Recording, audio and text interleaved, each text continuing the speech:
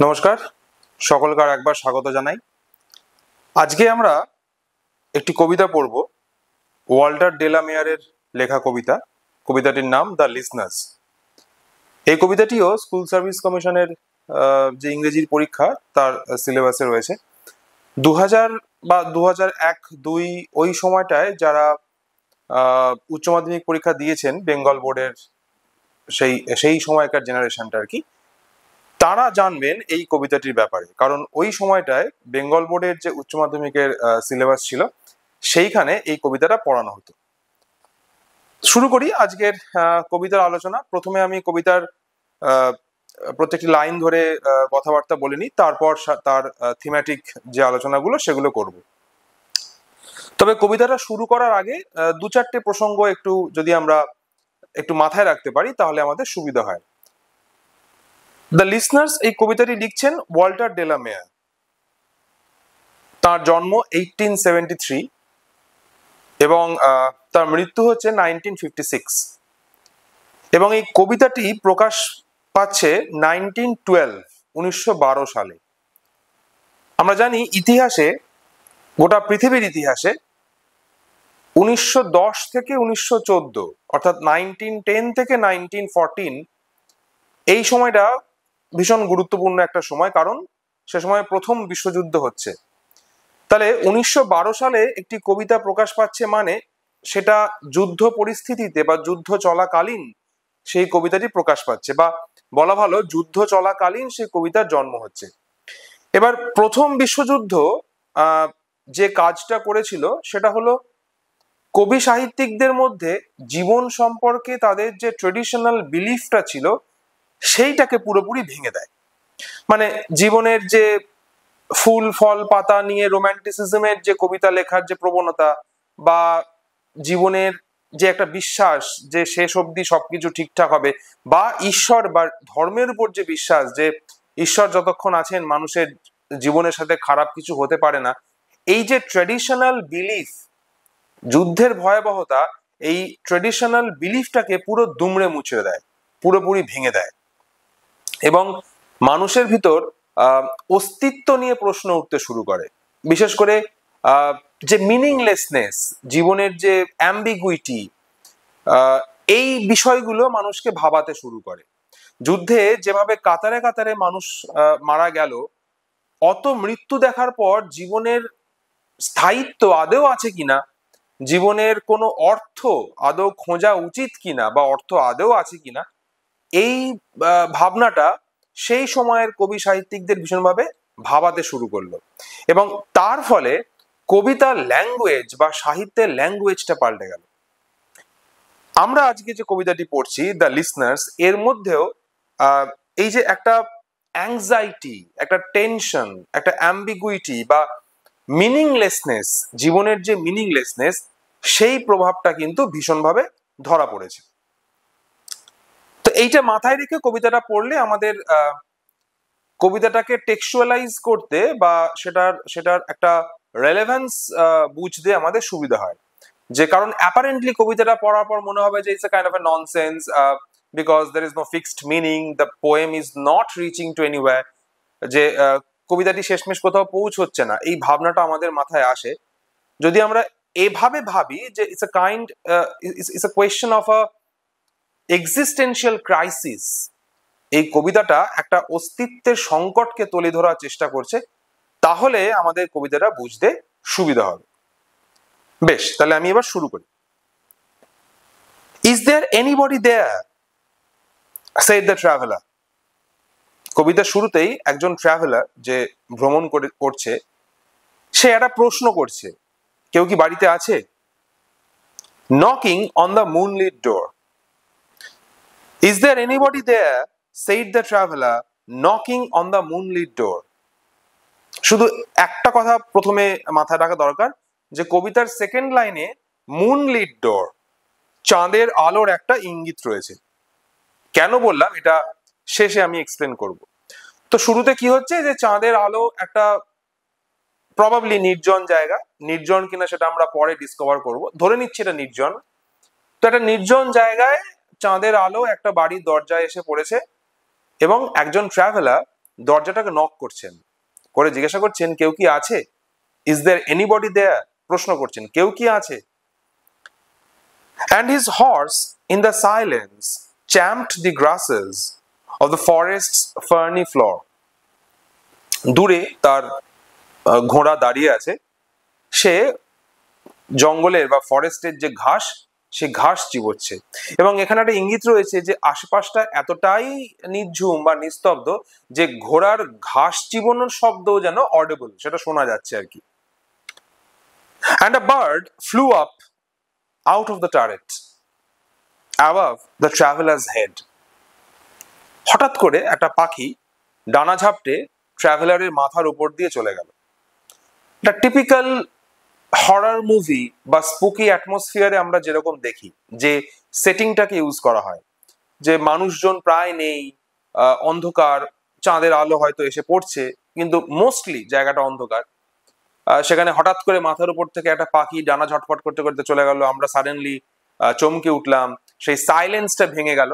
তো এইরকম একটা ইনিশিয়াল সেটিং কবিতাটার মধ্যে রয়েছে। And he smote upon the door again a second time. আরো একবার তিনি সেই দরজাটা নক করলেন, আরো একবার তিনি দরজার ধাক্কে কাউকে ডাকলেন। একই প্রশ্ন তিনি আবার করছেন, is there anybody there, he said, কেউ কি আছে এই বাড়িতে, তিনি আবার জিজ্ঞেস করলেন। But no one descended to the traveler, no head from the leaf-fringed seal leaned over and looked into his grey eyes, where he stood perplexed and still.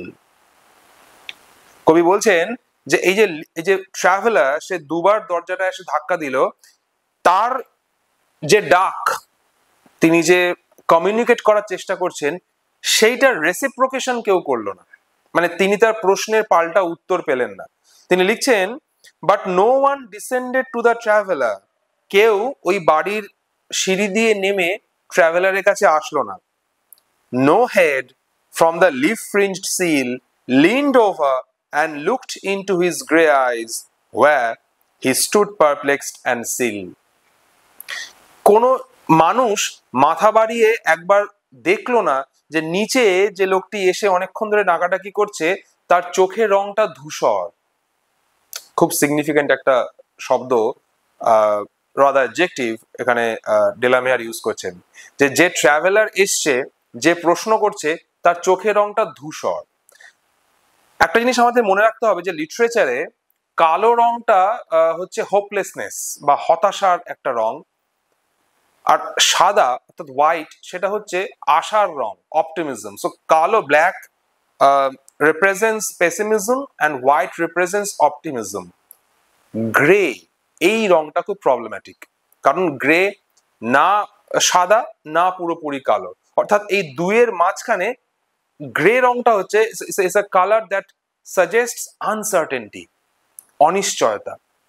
এই ধূসর রংটা অনিশ্চয়তার ইঙ্গিত দেয়। তাহলে যে ট্রাভেলারের চোখের রংটা ডেলামিয়ার বলছেন গ্রে আইজ, অর্থাৎ তার চোখে একটা ধূসর ছাপ, এর সিগনিফিকেন্সটা হচ্ছে যে ট্রাভেলার এখানে এসছে, সে যে উদ্দেশ্য নিয়ে এসছে, সে জানে না তার সেই উদ্দেশ্য পূরণ হবে কিনা। আনসার্টেনটি, যে আনসার্টেনটির কথা আমি কবিতার শুরুতেই বললাম, যে এই কবিতায় এই ট্রাভেলার বা যে কোয়েশ্চেন করছে, সে জানে না তার প্রশ্নের উত্তর সে পাবে কিনা, সে একটা অনিশ্চয়তার মধ্যে আছে, একটা অ্যাম্বিগুইটির মধ্যে আছে, একটা আনসার্টেনটির মধ্যে আছে। এই যে অ্যাম্বিগুইটি, আনসার্টেনটি, এটাই বোঝানো হচ্ছে এই গ্রে রংটাকে দিয়ে। But only a host of phantom listeners that dwelt in the lone house then stood listening in the quiet of the moonlight to that voice from the world of men. এইটা ডেলামেয়ারের statement. তিনি বলছেন যে কেউ যে শুনছে না তা নয়, শুনছে, তবে তারা কারা? a host of phantom listeners, একদল অশরীরী আত্মা যারা তার আশেপাশে দাঁড়িয়ে রয়েছে, কিন্তু তারা কমিউনিকেট করতে পারছে না। ট্রাভেলার যে প্রশ্নটা করছে সেই প্রশ্নের সাথে তারা রেসিপ্রোকেট করতে পারছে না। তারা রয়েছে, তারা শুনছে, কিন্তু তারা তারা যে জগতে আছে সেখান থেকে তারা এই পার্থিব শরীরের মানুষের যে জগৎ সেই জগতের সাথে কমিউনিকেট করতে পারছে না, কিন্তু তারা আছে। অর্থাৎ ডেলামেয়ার বিশ্বাস করছেন যে এই ট্রাভেলার যে পরিবেশের মধ্যে এসছে সেখানে জীবিত মানুষ নেই, অ্যাটলিস্ট এই বাড়িতে তো নেই, কিন্তু কারা আছে? আ হোস্ট অফ ফ্যান্টম লিসনার্স, একদল অশরীরী লিসনার যারা শুনছে কিন্তু তারা উত্তর দিতে পারছে না, কারণ সেইটা তাদের ক্ষমতার বাইরে। Stood listening to in the quiet of the moonlight to that voice from the world of men, এটা বললাম। এরপর stood thronging the faint moonbeams on the dark stair that goes down to the empty hall, তারা সবাই জড়ো হয়ে রয়েছে ওই গেটের কাছে, ওই সদর দরজার কাছে, যেখান থেকে চাঁদের আলো মৃদু হয়ে ঢুকে সিঁড়ির কাছে এসে পৌঁছেছে। শুরুতে আমরা কি পড়লাম? চাঁদের আলো রয়েছে, যেখানে সরাসরি তিনি মুনলিট বলছেন। এবার যে ইঙ্গিতটা তিনি দিচ্ছেন সেই ইঙ্গিতে আমরা দেখতে পাচ্ছি যে চাঁদের আলো কিন্তু কিছুটা ম্লান হয়ে আসছে। এই ব্যাপারটা মাথায় রাখতে হবে। কেন সেটা আমরা কবিতার শেষে গিয়ে বুঝতে পারবো। Hearkening in an air stirred and shaken by the lonely traveler's call, তারা শুনছে। কি শুনছে? এই যে পরিবেশের যে নীরবতা, যে নীরবতার মধ্যে তারা এতক্ষণ ছিল, সেই যে নীরবতা যেটা এই ট্রাভেলারের হাঁক ডাকে পুরো ভেঙে গেল, তছনছ হয়ে গেল, খান খান হয়ে গেল, সেই ভেঙে যাওয়া নীরবতার যে পরিবেশ, সেই পরিবেশে দাঁড়িয়ে তারা শুনছে, but they cannot reciprocate, they don't have that voice যার দ্বারা they could communicate with a human being, a living human being, সেই ভয়েসটা তাদের নেই। And he felt in his heart their strangeness, their stillness answering his cry. এবার একাধিকবার, precisely দুবার জিজ্ঞেস করে যখন ট্রাভেলার কোনো উত্তর পাচ্ছে না, তখন তার বিষয়টাকে খুব স্ট্রেঞ্জ বলে মনে হচ্ছে, খুব অদ্ভুত লাগছে তার, এবং তিনি উপলব্ধি করছেন তার এই প্রশ্নের উত্তর সাইলেন্স বা নীরবতা দিচ্ছে। মানে তিনি যে প্রশ্নটা করছেন সেই প্রশ্নের তিনি উত্তর পাচ্ছেন না, বা অন্যভাবে ভাবতে গেলে উত্তরটা তাকে নীরবতা দিচ্ছে, বা নীরবতা বুঝিয়ে দিচ্ছে যে তার এই প্রশ্নের কোনো উত্তর তিনি সরাসরি পাবেন না। এটাই তার ডেস্টিনি, যে তিনি প্রশ্ন করে যাবেন কিন্তু এই প্রশ্নের কোনো উত্তর তার মিলবে না।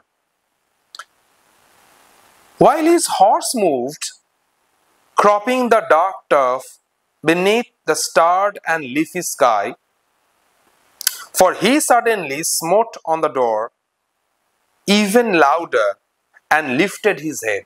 মানে একদিকে তার ঘোড়া যখন নড়াচড়া করছে, সে কিছু একটা প্রবাবলি রিয়েলাইজ করছে, এবং তার ওই যে ঘাস চিবোনো বা নড়াচড়া করার শব্দটা শোনা যাচ্ছে, সেই সময় while his horse moved, আরেকবার রিপিট করছি, cropping the dark turf beneath the starred and leafy sky, সেই সময় for he suddenly smote on the door, এই ট্রাভেলার আরো একবার আকস্মিক ভাবে দরজাটাকে ধাক্কা দিল, even louder, মানে এই সময় আরো জোরে, and lifted his head, মাথা তুলে, as if the traveler knows where to address and whom to address, মানে ট্রাভেলার যেন জানতো যে বাড়ির উপর দিকে তাকিয়ে বা কোন দিকে তাকিয়ে এই শেষ কথাটা বলতে হবে। সে কি বলছে? Tell them I came. So the mystery is further intensifying. Tell them I came. Traveller বলছে ওদের বলে দিও যে আমি এসেছিলাম। And no one answered. That I kept my word, he said. আমি আমার কথা রেখেছি। এই জায়গাটায় আমাদের এই যে uncertainty, ambiguity, the questions that are raging in our mind, এইটা আরো বেশি ইন্টেন্সিফাই হচ্ছে। এই তিনি বলছেন ওদের বলে দিও যে আমি এসেছিলাম, আমি আমার কথা রেখেছি। অনেকগুলো প্রশ্ন আমাদের উপর ঝাঁপিয়ে পড়ছে। কাদের বলে দেব? মানে কবি ট্রাভেলার এখানে কাদের কথা বলছেন? যে ওদের বলে দিও আমি এসেছিলাম। তারপর তিনি বলছেন আমি আমার কথা রেখেছি। কি কথা ছিল, কাদের কাছে কথা দেওয়া ছিল, এই কোনোটাই আমরা জানি না। কিছুই আমরা জানি না। তাহলে কি এই যে তিনি বলছেন যে আমি আমার কথা রেখেছি বা তাদের বলে দিও আমি এসেছি, তিনি এই যে হতাশ হয়ে এই কথাগুলো বলছেন এবং কবিতা শেষে আমরা দেখবো যে তিনি সেখান থেকে চলে আসছেন, এটা কি সামহাও আমরা ভেবে নিতে পারি যে এই যে প্রশ্ন করে উত্তর না পাওয়া কিংবা হতাশ হয়ে ফিরে যাওয়া, এই যে ডেসপন্ডেন্সি বা এই যে ডিপ্রেশন, এই যে ক্রাইসিস, এটা কি ওই সময়টা যে সময়ে এই কবিতাটি লেখা হচ্ছে অর্থাৎ during the first world war, সেই সময়টাকে রিপ্রেজেন্ট করছে?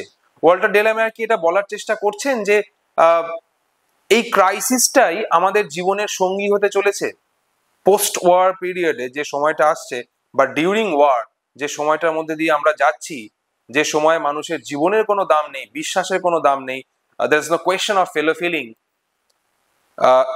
সেই যে হতাশার একটা সময়, সেই ইঙ্গিতটা কি এখানে দেওয়া হচ্ছে যে যেখানে তিনি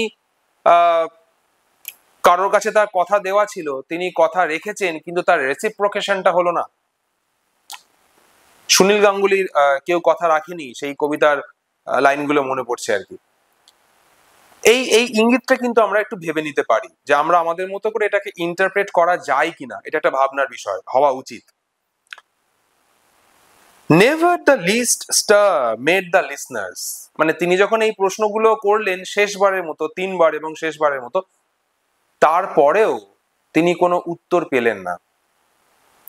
Though every word he spake fell echoing through the shadowiness of the still house, যদিও প্রত্যেকটা শব্দ যেগুলো তিনি করলেন, প্রত্যেকটা কথা, প্রত্যেকটা প্রশ্ন তিনি যেভাবে ছুঁড়ে দিলেন, সেই প্রশ্নে সেই পুরো এলাকার যে নীরবতা, সেটা সমস্তটা ভেঙে গেল। সেই নীরবতাটা একটা ডিস্টার্ব হলো, সেই সাইলেন্স বা ট্র্যাঙ্কুইলিটি, সেইটা ভীষণভাবে ডিস্টার্ব হলো ট্রাভেলারের প্রশ্নে। এবং মনে হলো যেন ট্রাভেলারের প্রশ্নটা এই জগৎটার মধ্যে ইনট্রুড করলো, যে এখানে এক ধরনের পরিবেশ ছিল, and the traveler suddenly intruded and his questions certainly disturbed that entire atmosphere. কেমন? ওকে, তারপর সো এই জায়গাটা আরেকবার বলি।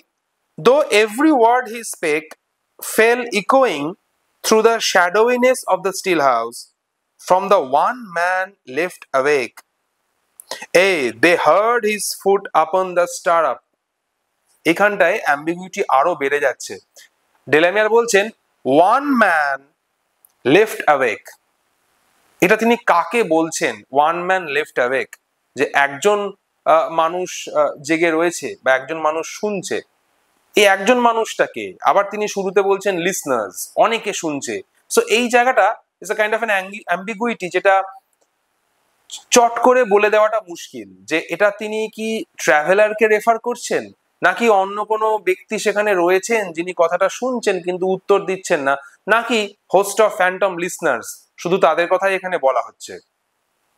তো সে কি শুনছে? They heard his foot upon the stirrup and the sound of iron on stone. মানে প্রশ্নের উত্তর না পেয়ে ট্রাভেলার এই যে চলে যাচ্ছেন পাথরের উপর দিয়ে হেঁটে, তার জুতোর সাথে শব্দ হচ্ছে, এবং তিনি যে ঘোড়ার পিঠে উঠছেন, ঘোড়ার পায়ে যে লোহার খুরের শব্দ, এই শব্দগুলো শোনা যাচ্ছে। মানে ক্লিয়ারলি এটা বোঝা যাচ্ছে যে এবার তিনি চলে যাচ্ছেন, তার চলে যাওয়ার শব্দটা শোনা যাচ্ছে। শেষ দুটো line, and how the silence surged softly backward when the plunging hoofs were gone. মানে as if এটা একটা চাদর, একটা শব্দ এসে নীরবতাকে ঢেকে দিয়েছিল, এবার শব্দ যখন আস্তে আস্তে চলে গেল, আবার নীরবতার চাদরটা যেন পুরো এলাকাটায় ছড়িয়ে পড়লো। মানে মেঘ বৃষ্টির খেলার মতো, যে একসময় মেঘ ছিল, যদি আমরা সাইলেন্সটাকে মেঘ ধরে নিই, এবং শব্দকে যদি আমরা সূর্যের আলো দিয়ে রিপ্রেজেন্ট করি, তাহলে শব্দ মানে যখন সূর্যের আলো আসলো মেঘ সরে গেল, আবার যখন সূর্যের আলো পিছিয়ে গেল তখন মেঘ এসে তার চাদর দিয়ে নীরবতা হোক বা অন্ধকার হোক, সেই সেই সেই তার যে সেই এলাকাটি সেটাকে ঘিরে দিল। তাহলে শেষ দুটো লাইন কি বলছেন? and how the silence surged softly backwards. Silence সেটা আবার that surged softly backwards when the plunging hoofs were gone. প্লাঞ্জিং হুফস, ঘোড়ার ওই যে লাফিয়ে ছুটে যাওয়ার যে শব্দ, সেই শব্দ যখন হারিয়ে গেল, আবার সেখানে নীরবতা ফিরে এলো। এইটা আমাদের কবিতাটির মূল বিষয়বস্তু। এবং এই কবিতাটির ক্রিটিসিজমে যে কথাটি শুরুতে বলেছিলাম, যেটা বারবার বলা হয়ে থাকে, যে এই কবিতাটি কোথাও শেষমেশ পৌঁছায় না। মানে আমরা এখান থেকে কোনো একটা কংক্রিট মিনিং দাঁড় করাতে পারছি না, যে কবি কি বলতে চাইলেন। তিনি বেশ কিছু প্রশ্ন ওয়াল্টার ডেলামিয়ার করে দিলেন, এবং সেই প্রশ্নের উত্তরও নেই। It's an open ended text, it's not a close text. এর অনেক রকম ইন্টারপ্রিটেশন হতে পারে। এই ট্রাভেলার কোথায় এসছিলেন, কাদের কাছে এসছিলেন, তার কি প্রশ্ন ছিল, তাদের প্রশ্ন করার উদ্দেশ্য কি ছিল, এগুলো কিছুই আমরা জানি না। এবং এই কিছু জানতে না পারা, জীবনে সব প্রশ্নের যে উত্তর পাওয়া যায় না, এইটাই কিন্তু এটাকে এস্টাবলিশ করাই এই কবিতাটির মোটো। যেটা আমি বারবার বলছি, আগেও বলেছি বা আর একবার রিপিট করছি, যেটা 1912 ওই যুদ্ধের সময় যখন কবিতাটি প্রকাশ পাচ্ছে, সেই সময়ের যে আনসার্টেনটি, এই কবিতাটি সেই আনসার্টেনটিটাকেই এক্সপ্লোর করছে আর কি। এবং সেটাই এই কবিতাটির মুড, যেভাবে সেই সময়টাকে ওয়াল্টার ডেলামিয়ার দেখেছিলেন। আলোচনা শেষ করবার আগে আমি একবার কবিতার থিমেটিক বিষয়গুলো একটু জাস্ট একবার করে হারিডলি বলে নিই। যে কবিতার যদি থিম আমাদের মাথায় রাখতে হয় আরো ভালো করে বোঝার জন্য, তাহলে কোন কোন থিমগুলো আমরা একটু মাথায় রাখবো। 1 নম্বর হচ্ছে the ambiguity of existence. World war 1 এর সময় যেহেতু মানুষের অস্তিত্বটাই বিপন্ন হয়ে পড়েছিল, এবং অস্তিত্বের আদৌ কোনো অর্থ হয় কিনা এটাই কবি সাহিত্যিকরা ভাবতে শুরু করেছিলেন। সো এই এক্সিস্টেন্সের যে অ্যাম্বিগুইটি, একটা ধোঁয়াশা, জীবন নিয়ে একটা ধোঁয়াশা, টিকে থাকা বেঁচে থাকা নিয়ে যে একটা ধোঁয়াশা, যে ধোঁয়াশা সৃষ্টি হয়েছিল যুদ্ধের সময়, সেই যে এক্সিস্টেন্সের অ্যাম্বিগুইটি, সেটা কিন্তু এই কবিতার একটা বড় থিম। আর একটা থিম অফকোর্স সাইলেন্স, নীরবতা, একদম শুনশান মৃত্যুর নীরবতা। সেই নীরবতা এই কবিতার আরেকটি অন্যতম বিষয়। আর একটা থিম আমরা বলতে পারি দ্য ডিজায়ার ফর আন্ডারস্ট্যান্ডিং, বুঝতে চাওয়া। জীবন, জীবিকা, জগৎ, রাষ্ট্র, মানুষের ভবিষ্যৎ, রাষ্ট্রের কাছে মানুষের কি পাওয়ার আছে, রাষ্ট্র মানুষের কাছে কি প্রমিস করে, সেই প্রমিসের কতটা ফুলফিলড হয়। So all this questions and human beings are striving to get these answers. কিন্তু ওয়াল্টার ডেলামিয়ার বলছেন যে এই 19th সেঞ্চুরিতে বা 20th সেঞ্চুরিতে আমরা এমন একটা সময়ের মধ্যে দিয়ে যাব যেখানে এই প্রশ্নগুলো কোনো উত্তর পাওয়া যাবে না, এবং মানুষের এই যে জানার চাহিদা, মানুষ সেই চাহিদা পূরণ করতে পারবে না, কারণ সব প্রশ্নের উত্তর মিলবে না।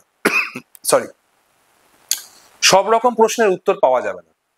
কেন রাষ্ট্র মানুষকে মেরে ফেলছে যুদ্ধের নামে, এই প্রশ্নের কোনো উত্তর পাওয়া যায় না। এই যে উত্তর না পাওয়া, প্রশ্ন করেও উত্তর না পাওয়া, বারে বারে প্রশ্ন রিপিটেডলি কোয়েশ্চেন করার পরেও উত্তর না পাওয়া, উত্তর না মেলা, এবং উত্তর না পেয়ে হতাশ হয়ে আমাদের চুপ করে যাওয়া, এইটা এই কবিতার একটা বিশাল বড় ইম্পর্টেন্ট থিম।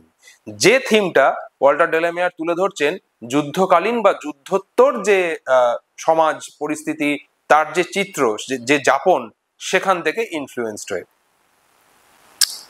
আর একটা theme of course loneliness and isolation, এটাও যুদ্ধের সাথে related. Naturally, I mean war is nothing that could be celebrated, মানে যুদ্ধ সেলিব্রেট করার বিষয় নয়। অ্যান্ড যুদ্ধ নিয়ে আজকের দিনে যে ধরনের রোম্যান্টিসিজম চলে, যারা বাড়িতে বসে যুদ্ধ নিয়ে অনেক রকম কথাবার্তা লেখেন সোশ্যাল মিডিয়ায়, তারা জানেনও না যে যুদ্ধ কতটা ভয়ঙ্কর। সো যুদ্ধ নিয়ে কোনো রোম্যান্টিসিজম চলে না।